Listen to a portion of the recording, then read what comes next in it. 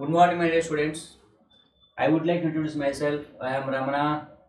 I am senior faculty in English. You know very well. Just I am going to teach you the importance of English in the present scenario. Generally, the language we use in our daily life to meet our needs. Whenever you want to get an information, there we use this language. You know very well the study of language in English or whatever it may be, anything, it gives a varied importance for all the activities in the world. A linguist, he said in his teachings, he explained the full form of man. A man should know three languages. Whenever he knows these three languages, he is a complete man. Man, you know the definition, M for mother tongue. Mother tongue is used only in one state. Suppose if we take Telugu, it is used only in Andhra Pradesh and Telangana. Hindi, no, not Hindi, Tamil, it is used in Tamil Nadu. Kannada, it is used in Karnataka. Malayalam, it is used in Kerala. In the same way, a particular state language is there, it is used only in one state. N means national language. Hindi is our national language. Hindi is used in only one country, such a kind of Indian country. If you go to China, they can't understand Hindi. If you go to Germany, they can't understand Hindi. If you go to England, they can't understand Hindi. So, Hindi is used in only one country. But A means alternative language. English is an alternative language in the present scenario. English is used throughout the world. In the world, there are nearly more than 200 countries are there. More than 200 countries are there. In these 200 countries, English is being used one of the languages. So, if you are good at English, you can manage. You can go anywhere. Yesterday we celebrated the former Prime Minister P. Narasimha Rao's birthday anniversary. Century, 100th birthday anniversary. When he was Prime Minister of India in 1991, he introduced globalization. Because of this globalization, all the multinational companies and all the companies, they started their businesses throughout the world. If you are good at English, you can manage anything, whatever it may be. Suppose if you want to write a letter, if you want to send a message through the email or whatever it may be. If your friend, your relative is living in America, you have to say, how are you? You have to say, how are you? If you are right means he can understand. But most of the students nowadays, they are getting the SMSs. Ela unnavu, elaga. They send this kind of messages. Ela unnavu ani. Ela unnavu ani ela say evadu karnavati? Only Telugulo unadu karnavati. So, if you are good at English, then you can present your ideas, your opinion, whatever it may be, you can present easily. So, you have to learn English. It is an essential, it is an essential. If you want to get success in early stage, then you have to learn English. If you are good at English, you can understand arithmetic well. If you are good at English, you can understand reasoning well. If you are good at English, you can understand physics, chemistry, whatever it may be, you are going to attend, you can understand very easily. The learning of English, it is an essential part nowadays. ప్రస్తుత కాలంలో English నేర్చుకోవడం ఉన్నటువంటిది ఇది చాలా important. మీరు గమనించాలా, మీరు already you have completed intermediate degree, whatever it may be. You should know the difference between academic examination and competitive examination. You should know the difference between academic and competitive. Academic examination, the question is given directly in the academic examination. What we have learnt in academic examination, we have to present that point in the different way in a competitive examination. Competitive exam ko vachetappadiki exceptions, they play major role. Academic ఎగ్జామినేషన్లోనేమో the question it is given డైరెక్ట్గా ఇస్తుంది కాబట్టి you cannot present very easily. But whereas in the case of the completed examination, the question is not given directly. It gives only indirectly. మరి ఇండైరెక్ట్గా ఉన్నటువంటి వాక్యాన్ని మీరు అర్థం చేసుకోవాలా. Because నౌడేస్ the competition it is very high. ఈ కాంపిటీషన్లో మీరు సక్సెస్ కావాలంటే you should know the exceptions in any subject, what ever, if it is mathematics, if it is English, if it is physics or chemistry, whatever. English, it is mainly, it is presented in there are three kinds of systems in English. First one is called phonology. Phone means sound. You have to understand, you have to get the clear understanding to pronounce the word. The study of the sound of the word in English is called phonology. ఒక పదాన్ని ఏ విధంగా పలకాలి అనేటువంటి దాన్ని మనం తెలుసుకునే విధానాన్ని ఏమంటామంటే ఫోనాలజీ అంటాం. Second one is semantics, the meaning of the word. Because the language of English it is mainly depends on words. పదాల మీద ఆధారపడినటువంటి లాంగ్వేజ్. పదం. ఆ పదము యొక్క సౌండ్ అని పలికే విధానాన్ని ఏమంటామంటే ఫోనాలజీ అని. ఆ పదము యొక్క అర్థాన్ని తెలుసుకోవడాన్ని ఏమంటామంటే semantics. The semantics. Third one, it is important, syntax. Whenever you want to write a competitive examination, you should remember only one point, it is called syntax. అంటే ఈ పదాలని మనం ఒక ప్రాపర్ ఆర్డర్లో పెట్టాలి. Whenever you place these words in a proper order, it gives a complete meaning. Otherwise, it is not a complete sentence కాదు. ఈ ఆర్డర్లో పెట్టడం అనేటువంటిది ఇంగ్లీష్. అది కనుక వస్తే మీకు ఇంగ్లీష్ వచ్చేసినట్టే. If you are good at the placing these words in a proper order, then you are good at English. ఉదాహరణకి ఆర్డర్ కనుక మిస్ అయినట్లయితే it gives negative meaning. Order కనుక మిస్ అయినట్లయితే ఇట్ గివ్స్ నెగటివ్ మీనింగ్. చూడండి,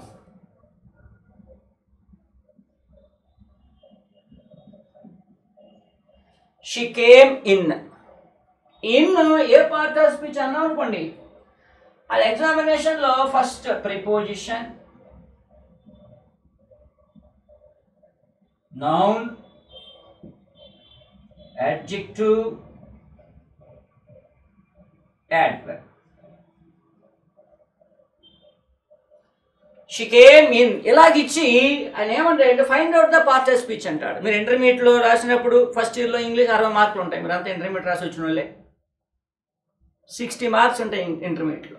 అందులో find out the part of speech అనే section. ఇంటర్మీడియటే కాదు, రేపు రాయబోయేటువంటి కానిస్టేబుల్ కానీ, లేకపోతే మన ఎస్ఎస్సి కానీ, లేకపోతే మన ఏ ఎగ్జామ్కైనా సరే మనం తప్పకుండా find out the part of speech అనేటువంటి కాన్సెప్ట్ ఉంటుంది. దాంట్లో అడుగుతాడు which part of speech underline word అంటాడు. ఈ అండర్లైన్ చేసినటువంటి పదము ఏ పార్ట్ ఆఫ్ స్పీచ్ అన్నప్పుడు టక్కని ఎక్కువ మంది ఏం పెట్టేస్తారంటే ప్రిపోజిషన్ పెట్టేస్తారు. ప్రిపోజిషన్ పెట్టేసి మరి బయటకు వచ్చి పేపర్ని తీసి ఇచ్చేటి అంటాం. It is not a preposition. Preposition కాదు ఇది, ప్రిపోజిషన్ కాదు ఇది. ఏంటంటే యాడ్వర్బ్. ప్రిపోజిషన్ కాదు, యాడ్వర్బ్. ఎందుకంటే అది ఆర్డర్ మిస్ అయింది. అదే సెంటెన్స్ని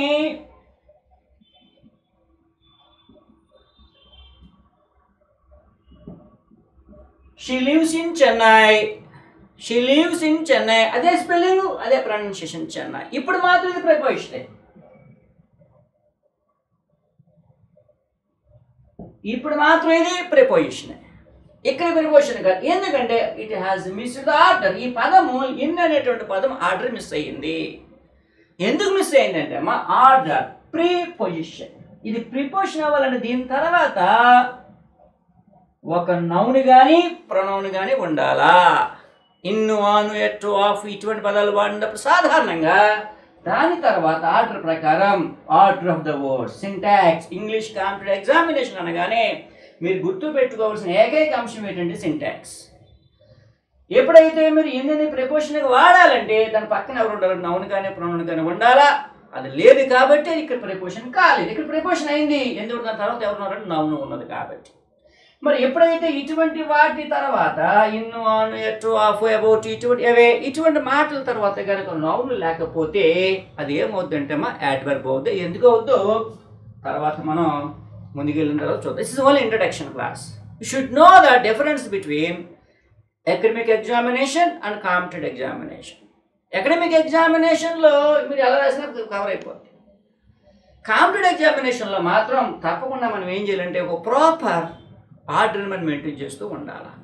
ఆర్డర్ కనుక మిస్ అయింది అంటే తప్పకుండా మనకి ఏమవుతుందంటే సెంటెన్స్ అక్కడ నెగిటివ్ మీనింగ్ ఇస్తుంది.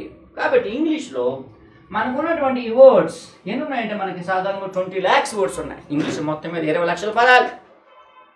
ఆ 20 లక్షల పదాలలో ఇంచుమించుగా 10 lakhs వర్డ్స్ ఫీల్డ్ వర్డ్స్ అంటే ఇంజనీరింగ్, మెడిసిన్ వాటిలో వచ్చేటువంటి పదాలు. మిగిలిన 10 lakh వర్డ్స్లో ఎంతవరకు ఎక్కువగా ఉపయోగించింది ఎవరంటే విలియం షేక్స్పియర్ గారు ఎక్కువగా ఉపయోగించారు. ఆయన తర్వాత జాన్ మిల్టన్ గారు. మన ఇంగ్లీష్లో మనం అంత బాధపడాల్సిన పనే లేదు. Just we have only 3000 basic words.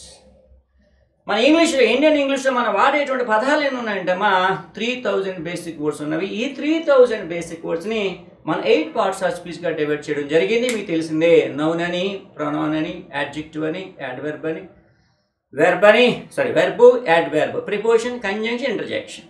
మనకి ఈ noun, pronoun, adjective, verb, adverb, preposition, conjunction, interjection, ఈ పార్ట్స్ ఆఫ్ స్పీచ్ని మనం ఏ విధంగా ప్రజెంటేషన్ చేయాలన్నటువంటిది మనం ముందు వెళ్ళిన తర్వాత మనకి అర్థమవుతుంది. కాబట్టి ఇంగ్లీష్ అనగానే మీరు గుర్తుపెట్టుకోవాల్సిన ఒకే ఒక పాయింట్ ఏంటంటే మా syntax, order of the words. మనకు ఉన్నటువంటి ఈ పార్ట్స్ ఆఫ్ స్పీచ్లో noun, pronoun, adjective,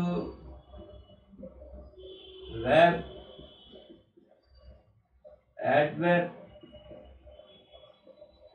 preposition, conjunction,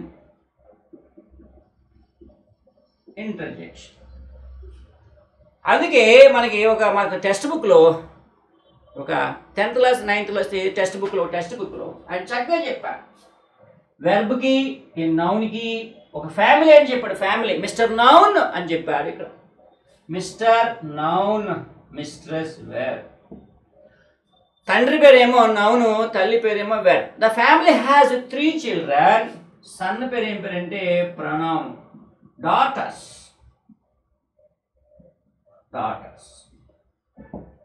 ఇద్దరు కూతుర్లు, ఒక కొడుకు ఫ్యామిలీకి. మీకు వీటిని కనుక కరెక్ట్ ఆర్డర్లో పెట్టడం, మీ చిన్నప్పటి నుంచి చదువుకున్నటువంటి ఎక్కడ 6th క్లాస్ నుంచి చదువుతుంది పార్ట్స్ ఆఫ్ స్పీచ్ని. ఈ 6th క్లాస్ నుంచి చదివినటువంటి పార్ట్స్ ఆఫ్ స్పీచ్ని ఒక కరెక్ట్ ఆర్డర్లో కనుక పెట్టడం వెళ్ళినట్లయితే అప్పుడు మీకు ఏమవుతుందంటే తప్పకుండా మంచి ఇంగ్లీష్గా వచ్చినట్టు మీరు గమనించాలి. ఫస్ట్ మన ఏంటంటే నౌన్ అంటే అర్థం ఏంటంటే ఒక మనిషి పేరు, ఊరి పేరు చెప్పేది మీకు తెలుసు. వీటిని కరెక్ట్గా ఆర్డర్లో కనుక పెట్టకపోతే మన సెంటెన్స్ మీనింగ్ నెగిటివ్ మీనింగ్ ఇస్తారు. ఉదాహరణకి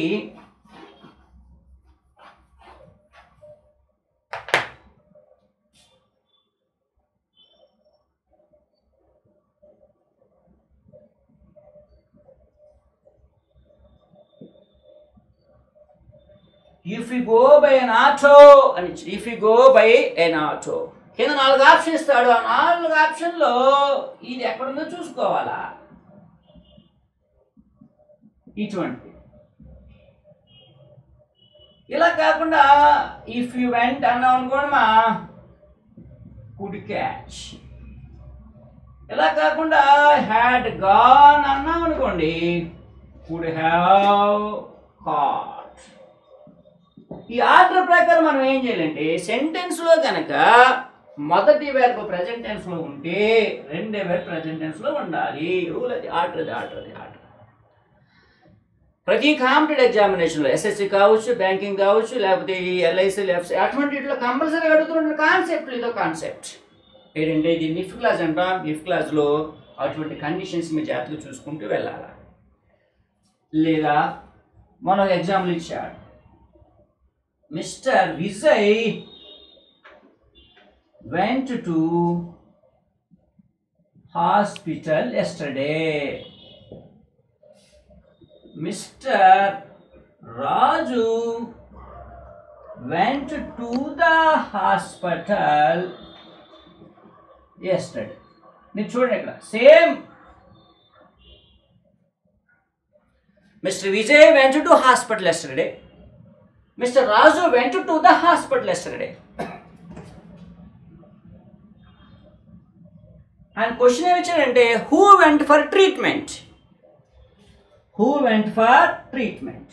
ఇక్కడ ఇద్దరులో ట్రీట్మెంట్ కోసం ఎవరు వెళ్ళారు? ఇద్దరు. రాజు హాస్పిటల్కి వెళ్ళాడు నిన్న, విజయ్ నిన్న హాస్పిటల్కి వెళ్ళాడు.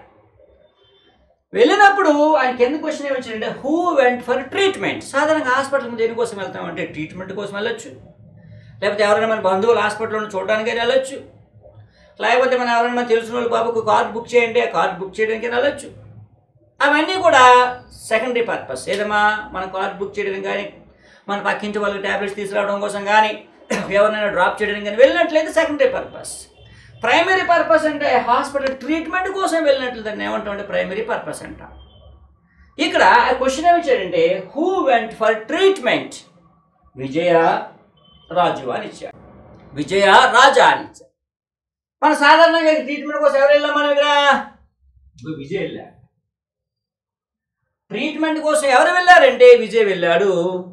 ఎందుకంటే మా ఇటువంటి పదాలు హాస్పిటల్ కానీ, స్కూల్ కానీ, మార్కెట్ కానీ, టెంపుల్ కానీ, చర్చ్ కానీ, మాస్ కానీ, కోర్టు కానీ, ఆఫీస్, ఇటువంటి పదాల ముందు కనుక దా ఉంటేనేమో సెకండరీ పర్పస్ అని, దా లేకుండా వాడితేనేమో ప్రైమరీ పర్పస్ అని గమనించాలి.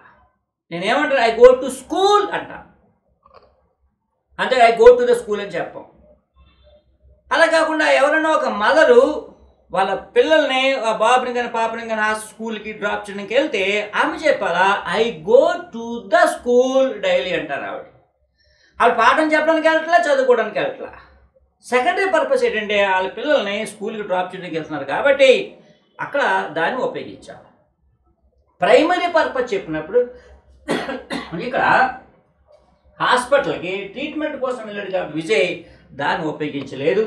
ఇక్కడ హాస్పిటల్ ముందు దాన్ని పెట్టడానికి కారణం ఏంటంటే ఈ రాజు ట్రీట్మెంట్ కోసం వెళ్ళలేదు, ఎవరినో చూడడానికి వెళ్ళాడు.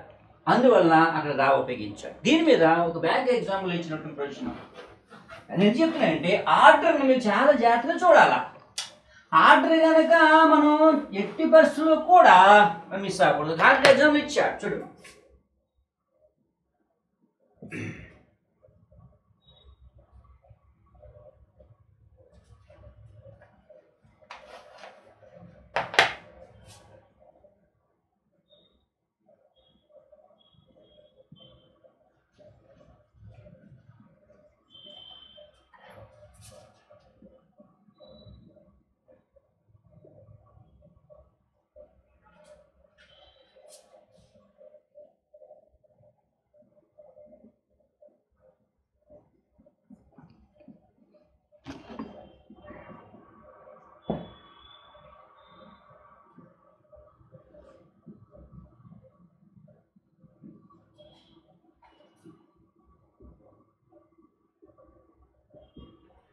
ఇది సెంటెన్స్.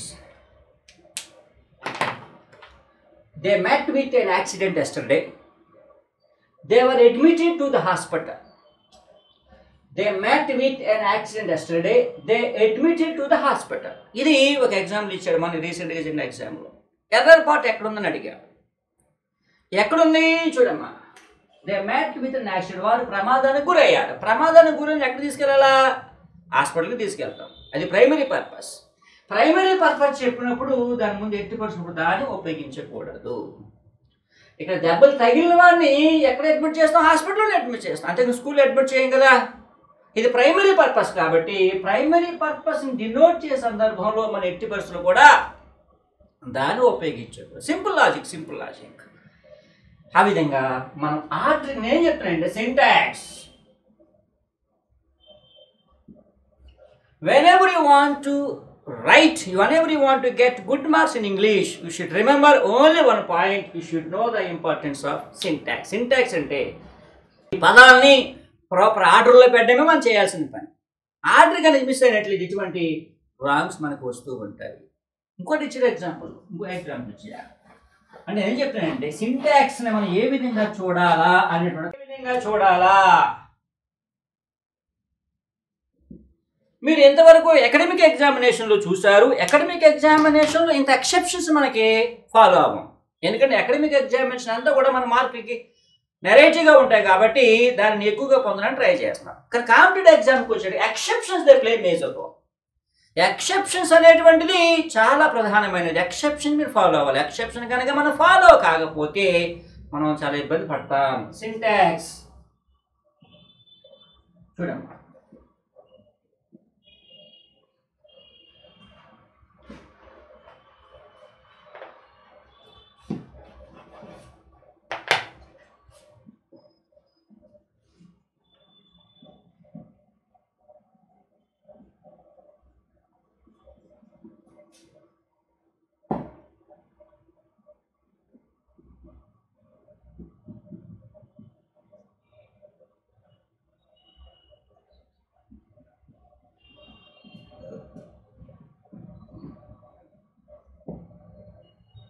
మన ఎగ్జామినేషన్లో టెట్ ఎగ్జామ్లో ఇచ్చే ప్రశ్న, this boy is an intelligent, this is an intelligent bye, this boy is an intelligent, this is an intelligent bye.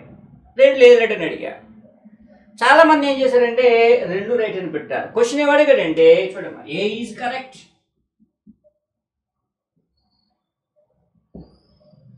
B is correct, both are correct, both are wrong.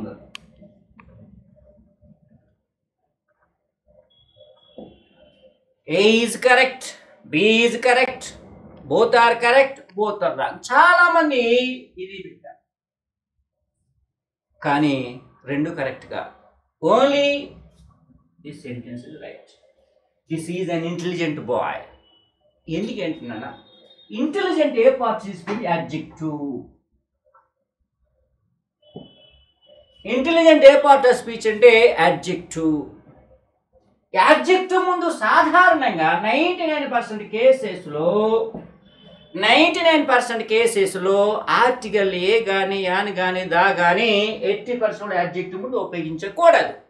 కానీ ఆ adjective తర్వాత కనుక ఒక noun, common noun కనుక ఉన్నట్లయితే, ఒక singular common noun కనుక ఉన్నట్లయితే దీని తర్వాత యాడ్జెక్టివ్ తర్వాత కనుక సింగులర్ కామన్ నౌన్ కనుక ఉంటే ఆ సింగులర్ కామన్ నౌన్ కోసం దీన్ని తెలియజేయడం కోసం ఆర్టికల్ ఉపయోగించాలా. ఎందుకంటే అమ్మా యాడ్జెక్టివ్ రెండు రకాలుగా ఉపయోగిస్తాం. ఒకటేమో అట్రిబ్యూటివ్ యూసేజ్ అని, రెండోది ఏంటంటే ప్రెడికేటివ్ యూసేజ్ అని. అంటే ఆబ్జెక్ట్ లో ఉన్న నౌన్ తెలియజేసే ఆబ్జెక్ట్ నేమో అట్రిబ్యూటివ్ యూసేజ్ అని, సబ్జెక్ట్ లో ఉన్న నౌన్ కనుక తెలియజేస్తేనేమో దాన్ని ఏమంటే ప్రెడికేటివ్ యూసేజ్ అని అంటాం. ప్రెడికేటివ్ యూసేజ్ లో ఆర్టికల్ 80% లో కూడా అడ్జెక్టివ్ ముందు ఉపయోగించాలి. మరి దేని ముందు ఉపయోగించాలంటే attributive usage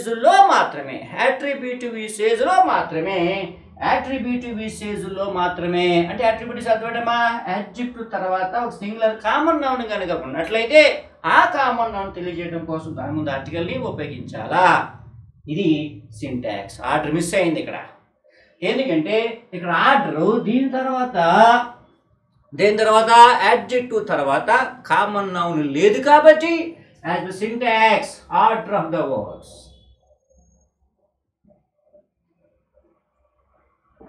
order of the words. ఈ ఆర్డర్ ఆఫ్ ద వర్డ్స్ ప్రకారం యాడ్జెక్టివ్ తర్వాత కనుక నౌన్ కనుక లేకపోతే మీరు ఆర్టికల్ ఉపయోగించకూడదు. యాడ్జెక్టివ్ తర్వాత నౌన్ కనుక ఉంటే అప్పుడు ఈ నౌన్ తెలియజేసిన కోసం దాని ముందు మీరు ఆర్టికల్ ఉపయోగించాలి. This is the story about syntax. మనం చూడడానికి చాలా సింపుల్ కనపడతాయి.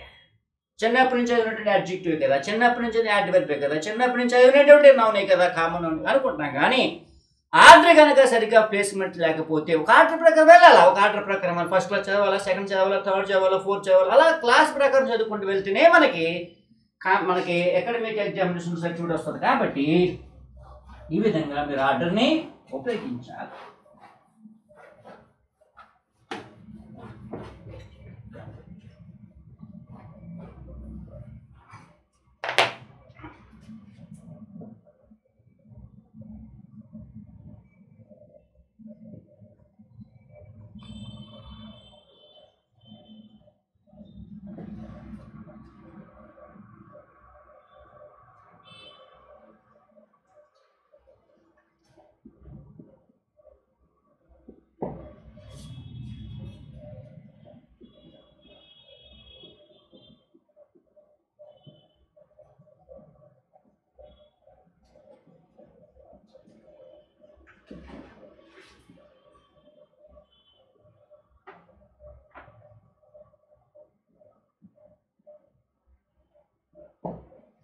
ఇదిగోమ్మా, in spite of a very busy schedule, in spite of her busy schedule, she attended the party.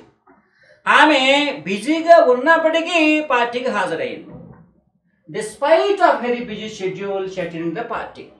Same అదే మీనింగ్, సేమ్ అదే మీనింగ్, సేమ్ అదే మీనింగ్, సేమ్ అదే meaning. ఇప్పుడు మనల్ని ఏమడుతాడంటే రెండు లేదు కరెక్ట్ని అడుగుతాడు, రెండు లేదు కరెక్ట్ని అడుగుతాడు. రెండు లేదు కరెక్ట్ అనుకుంటాం మనం. ఇన్స్పైర్ తర్వాత ఆఫ్ ఉపయోగించవచ్చు, డిస్పైర్ తర్వాత ఆఫ్ ఉపయోగించకూడదు.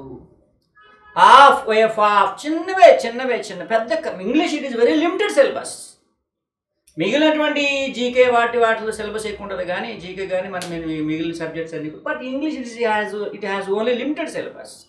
ఈ లిమిటెడ్ సిలబస్లో మన చిన్న చిన్న పాయింట్స్ని కనుక మనం ఫేస్ చేసినట్లయితే తప్పకుండా మనకి అది సక్సెస్ అవుతాం. ఆఫ్ అనేటువంటి డిస్పైర్ తర్వాత రాకూడదు, ఆఫ్ అనేటువంటిది డిస్పైర్ తర్వాత వాడకూడదు. కాబట్టి ఇక్కడ ఈ సెంటెన్స్ ఇది రాంగ్ అయ్యింది. కాబట్టి సింటాక్స్ ప్రకారం మనం ఫాలో అయినట్లయితే మీకు మార్కులు రావడం పెద్ద కష్టమేమీ కాదు, కష్టమేమీ కాదు.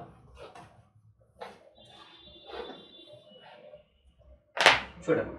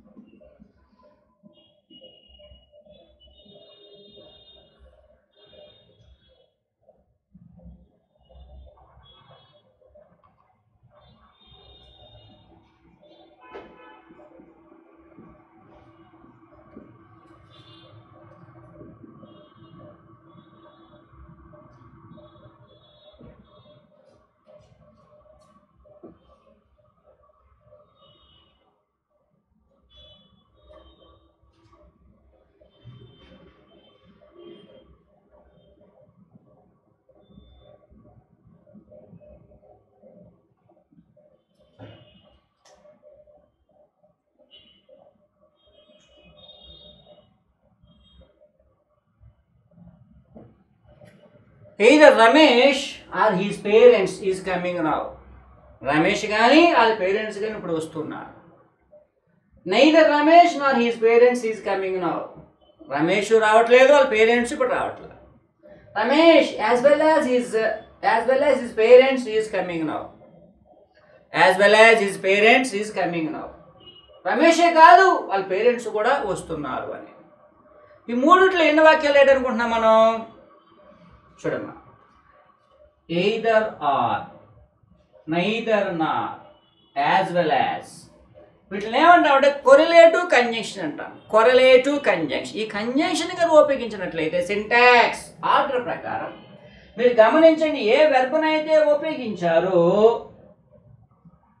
ఆ వెర్బ్ ముందు ఉన్నటువంటి నౌన్ బట్టి వెర్బ్ను ఉపయోగించాలి. వెర్బ్ ముందు ఇమీడియట్గా which subject is placed before the verb. అంటే ఈ వెర్బ్ ముందున్నటువంటి ఈ సబ్జెక్ట్, అంటే వెర్బ్ ముందున్న భాగం సబ్జెక్టే కదా, వెర్బ్ ముందున్న భాగం అంతా సబ్జెక్ట్, వెర్బ్ తర్వాత ఉన్న ఆబ్జెక్ట్. రాసేటప్పుడు ఈ వెర్బ్ ముందున్నటువంటి భాగము చూసుకొని మీరు ఆ వెర్బ్కి దగ్గరగా ఉన్న సబ్జెక్ట్ సింగులరా ప్లూరలా చూడాలా. ఇదిగోండి, ఆ వెర్బ్కి దగ్గరగా ఉన్నటువంటి సబ్జెక్టు సింగులరా ప్లూరలా చూడాలి. ఇప్పుడు పేరెంట్స్ ఇది plural form, parents plural form. మీరు ఎయిదర్ ఆర్ కానీ నైదర్ నార్ కానీ నాట్ ఓన్లీ బట్ ఆల్సో కానీ యాజ్ వెల్ యాజ్ కానీ వాడేటప్పుడు వీటిని కొరిలేటివ్ కంజంక్షన్ అంటాం. ఈ కొరిలేటివ్ కంజంక్షన్ వాడినప్పుడు చాలా జాగ్రత్తగా వాడాలి. ఎయిదర్ ఆర్ నైదర్ నార్ రెండింటితో ఉపయోగించినప్పుడు వెర్బ్కి దగ్గరగా ఏ నౌనాతో ఉన్నదో నౌన్ బట్టి మీరు వెర్బ్ను ఉపయోగించాలి. పేరెంట్స్ ప్లూరల్ కాబట్టి ఇక్కడ ఏ వెర్బ్ని వాడాలంటే ప్లూరల్ వెర్బ్ని వాడాలా, ప్లూరల్ వెర్బ్ని వాడాలా. పేరెంట్స్ ప్లూరల్ కాబట్టి మీరు ప్లూరల్ వెర్బ్ని వాడాలా. అలా కాకుండా యాజ్ వెల్ యాజ్ వాడినప్పుడు మీరు ఏం చేయాలంటే ఈ వెర్బ్కి ముందున్న సబ్జెక్ట్ని చూసుకోవాలి. ఫస్ట్ సబ్జెక్ట్, సెకండ్ సబ్జెక్ట్ కాదు, ఫస్ట్ సబ్జెక్ట్ని చూడాలా. ఈ రెండింటికి ఎయిదర్ ఆర్ నైదర్ నార్ అయితేనేమో సెకండ్ సబ్జెక్ట్ని చూడాలి. యాజ్ వెల్ యాజ్ వచ్చేటప్పటికి ఏంటంటే ఫస్ట్ సబ్జెక్ట్ని చూసుకోవాలి. రమేష్ సింగులర్ కాబట్టి ఇక్కడ ఈజ్ కరెక్టే, ఇక్కడ సింటెన్స్ రైటే. యాజ్ వెల్ యాజ్ అక్కడ సింటెన్స్ రైటే. యాజ్ వెల్ యాజ్ వచ్చినప్పుడు మొదటి సబ్జెక్ట్ని చూసుకోవాలి. ఎయిదర్ ఆర్ కానీ నైదర్ నార్ కానీ వచ్చినప్పుడు మీరు ఏం చేయాలంటమ్మా, రెండో సబ్జెక్ట్ని చూసి దాని ప్రకారం వెర్బ్ని పెట్టాలి. సింగులర్ ఉంటే సింగులర్ వెర్బ్, ప్లూరల్ ఉంటే ప్లూరల్ వెర్బ్. ఇది ఆర్డర్ ఆఫ్ ద వర్డ్స్. చాలా జాగ్రత్తగా చూసుకుంటాం. ఇవన్నీ రెగ్యులర్గా వచ్చినట్టు. ఇప్పుడు రేపు పొద్దున్న ఆగస్టులో జరగబోతుంది పరీక్ష, మనకు పోస్ట్ పోన్ ఎస్ఎస్సి సిహెచ్ఎస్ఆర్. దాంట్లో గ్యారంటీగా అడిగేటువంటి ప్రశ్నలు ఇవన్నీ, గ్యారంటీగా అడిగేటువంటి ప్రశ్న. కాబట్టి ఆర్డర్ ప్రకారం రాసినప్పుడు సింటాక్స్ అనేటువంటిది మనం చాలా జాగ్రత్తగా చూసుకోవాలి. ఇంగ్లీష్ అంటే ఏమో లేదు. కాంపిటేటివ్ ఎగ్జామినేషన్లో మీరు ఫాలో అవ్వాల్సిన one and only one point, that is only syntax. Syntax అంటే అర్థం ఏంటంటే order of the words. Order of the words. ఈ వర్డ్స్ మీరు నాటులో పెట్టుకోవాలి. ఎయిదర్ ఆర్ కానీ నైదర్ నార్ కానీ నాట్ ఓన్లీ బట్ ఆల్సో కానీ వీటితో వాడినప్పుడు వెర్బ్కి ఏ ప్రొనౌన్, ఏ నౌన్ అయితే సింగులర్ నౌన్ ఉంటే సింగులర్ వెర్బ్. అదే సెంటెన్స్, ఇదే సెంటెన్స్ని ఎయిదర్ చూడమ్మా,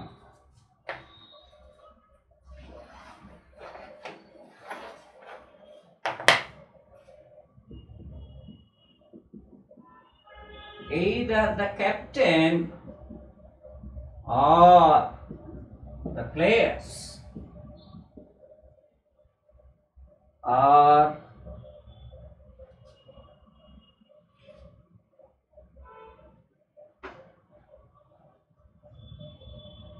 coming now. Put sentence, either the captain or the players are coming now. Either the captain or the players are coming now.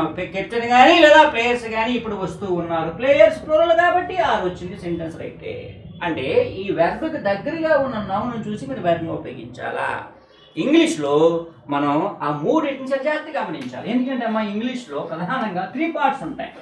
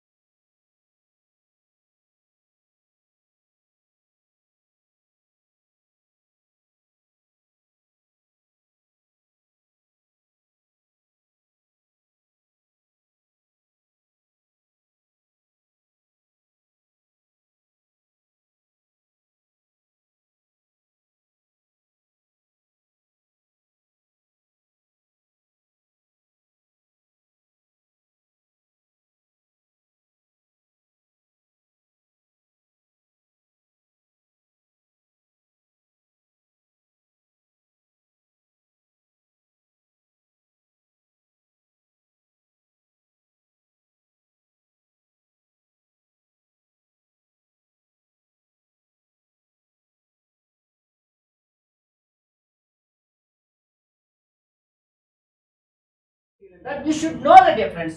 Helping verb వేరు, action verb వేరు. Do, did, done అంటేనేమో అది action verb, do, does, did అంటేనేమో helping verb. So ఇదే sentence ని what do you do అలా కాకుండా మీ brother ఏం చేస్తాడు అన్నాం అనుకోండి, what does your brother do on Sundays. ఈ డస్ ఏమో హెల్పింగ్ వెర్బ్. ఎందుకంటే మా సింగులర్ కనుక ఉన్నట్లయితే ఏకవచనం ఒక సింగులర్ నౌన్ కనుక ఉంటే డజన్ వాడతాం, ప్లూరల్ నౌన్ కనుక ఉంటేనేమో డూను వాడతాం. అది సింగులరా ప్లూరల్ అనేటువంటిది మీకు ముందు నుంచి తెలిసిందే. సాధారణంగా బ్రదర్స్ అన్నాం అనుకోండి plural, friend friends plural, sisters plural. Plural ఉంటేనేమో డూను వాడాలా, సింగులర్ ఉంటేనేమో డజన్ వాడాలా. మీకు ఇంటర్మీడియట్లో బోల్ని సార్లు మీరు చదివినటువంటి డిగ్రీ ఇంటర్మీడియట్లో కూడా. మూడోది ఏంటమ్మా హ్యావ్ ఫామ్. హ్యావ్ ఫామ్ సాధారణంగా హ్యావ్ ఫామ్ని పర్ఫెక్ట్ టెన్స్లో వాడతాం. ఏది have, has, had. Have, has, had. ఇదే సెంటెన్స్ని I have just had my lunch. I have just had my lunch. I have just had my lunch. ఇప్పుడే నేను భోజనం చేశాను. ఈ హ్యాడ్ అంటే అర్థం ఏంటి? తిన్నాను, ఈటెన్ అనేటువంటి మాట, ఈటెన్ అనేటువంటి మాట. కాబట్టి ఇక్కడ మీకు ఉన్నటువంటి ఆ కాన్సెప్ట్ ప్రకారం మనకి ప్రిన్సిపల్ అర్థం ఏంటంటే మనం ఈ ఫంక్షన్ ఇంగ్లీష్ రాసి మీరు whenever you want to right meaningful ఒక వాక్యం రాయాలి అంటే ఈ 11 ఏదో అని ఉపయోగించాలి. If you know about only 18 words, 7 plus 11. ఇంచుమించుగా 7 అంటే ఐ కానీ I, we, you, he, she, it, they. ఇటు ప్రొనౌన్స్ అంట. I, we, you, he, she, it, they. ఈ 7 పర్సనల్ ప్రొనౌన్స్ పక్కన ఈ 11 ప్రిన్సిపల్ ఆఫ్ ది రిడక్షన్ కరెక్ట్గా మనం ఆర్డర్ ప్రకారం సింటాక్స్ కనుక చేసినట్లయితే మీరు 60% of English you can do it well. కేవలం just we have just basic knowledge only. You should have this basic knowledge. ఏంటంటే అమ్మా 7 personal. You know very well there are 7 personals. I, we, you, he, she, it, they. ఈ 7 పక్కన 11 principles వర్డ్స్ని correct ఆటలో కనుక పెట్టినట్లయితే 60% good English, function English వచ్చేసినట్టే. మీరు 11 అంటే models. Model అంటే అర్థం ఏంటమ్మా? మోడల్, నమూనా. If you want to teach kidney lesson just you have to show a kidney chart. Otherwise kidney model చూపించాలి. అంతేగాని you can't open hour kidney you can't show it. మనం చూపించలేం, దాన్ని డైరెక్ట్గా చూపించలేం. కాబట్టి మోడల్ అంటే కనపడితే కానీ మాట. అవి 13 ఉన్నాయి ఇంగ్లీష్లో. Can, could, shall, should, will, would, may, might, must, need, dare, use, ought. మళ్ళీ can, could, shall, should, will, would, may, might, must, need, dare, use, ought. ఈ 13 కనుక మనం కరెక్ట్గా ఉపయోగించినట్లయితే స్పోకెన్ లాంగ్వేజ్లో కమ్యూనికేట్, అదే సాఫ్ట్ స్కిల్స్ కంటే సాఫ్ట్ స్కిల్స్. ఇదే హైదరాబాద్లో నేర్చుకోవడం 30,000 ఫీజు జరిగింది. కేవలము టు టీచ్ దీస్ 13 మోడల్స్. కెన్నని 4 రోజులు చెప్తారు, కుడ్ని 4 రోజులు చెప్తారు. అలాగా ఇంచుమించుగా 2-3 నెలలు చెప్పి ఇంచుమించుగా 30,000 రూపాయలు తీసుకుంటారు. దానికి సాఫ్ట్ స్కిల్. మనం మాట్లాడేటువంటి మాట సాఫ్ట్గా ఉండాలా. బ్యాంకుల్లో అప్లికేషన్ ఫిల్ చేయాలా, నీ దగ్గర పెన్ లేదు, ఆ పక్కన ఎవరు స్ట్రేంజర్, తెలియని వ్యక్తి, ఎలా అడగాల? Could you lend me your pen please అని అడగాల. అంతేగాని can you lend me your pen please అన్నావు, కెన్ అంటే ఏమని, కుడ్ అంటే ఇస్తారా అని. The most polite word in English could. కాబట్టి ఆ పదాన్ని ఏ విధంగా ఉపయోగించాలనేటువంటిది మీరు మోడల్ ఫామ్లో ఉపయోగించాలి. Could it is dangerous word. It tells about సాధారణంగా మనం ఏమనుకుంటామంటే కుడ్ అనేటువంటిది ఇది పాస్ట్ ఎబిలిటీని చెప్పుద్ది, ఫ్యూచర్ ప్రాబబిలిటీని చెప్పుద్ది. I could run very fast in my college days. I could run very fast in my college days. నా కాలేజ్ రోజుల్లో నేను చాలా వేగంగా పరిగెట్టగలిగేవాడిని, ఇప్పుడు పరిగెట్టలేకపోతున్నాను. అలా కాకుండా my father could buy a computer next week. My father could buy a laptop next week. మా నాన్నగారు నెక్స్ట్ వీక్ ఒక ల్యాప్టాప్ కొనవచ్చు. కాబట్టి కుడ్ అనేటువంటిది it tells about past, it tells about future. అదేవిధంగా English the most polite word in English could. Could you lend me your pen please. Could you help me to fill this application. ఆ విధంగా మనం ఈ model ఫామ్స్ను ఉపయోగించాలి. Competitive exam ఎందుకు చెప్తున్నాంటమ్మా, competitive exam రాసేటప్పుడు academic ఎగ్జామినేషన్లో స్టోరీలు ఇవన్నీ రాసి కాంటెస్ట్లు రాసి వెళ్ళిపోవడం అలవాటే మీకు, అది మార్కులు వచ్చేస్తాయి. ఆ గ్రామర్ అలా రాసిన పెద్ద ప్రాబ్లం కానీ, బట్ నేను competitive examination every point it is very very important. ప్రతి పదము ప్రతి అక్షరం కూడా చాలా ఇంపార్టెంట్. ఏముందనుకోండి ఆర్టికల్ ఒక చోట ఎక్కడ కూడా తెలియాలి.